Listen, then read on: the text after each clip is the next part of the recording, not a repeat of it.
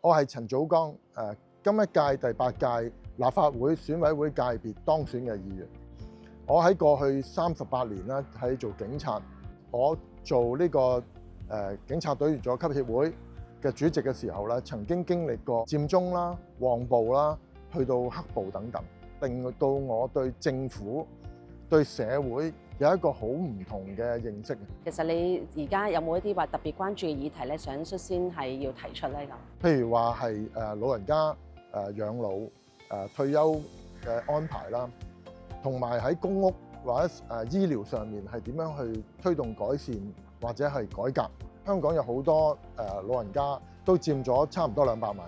，65或以上嘅人咧，好多都係嗰個工作能力都好強。政府可以帶頭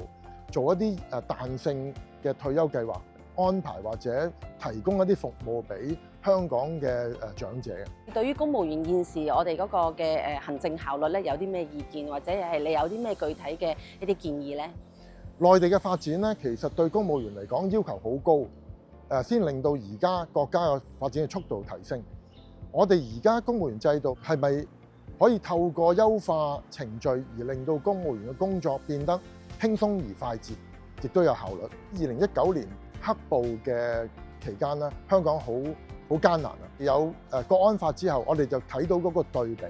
個對比就係社會亂，香港係唔會有發展嘅。國安法之後，各行各業嘅人喺香港呢個而家相對安全嘅地方再出發，拼佢哋嘅未來。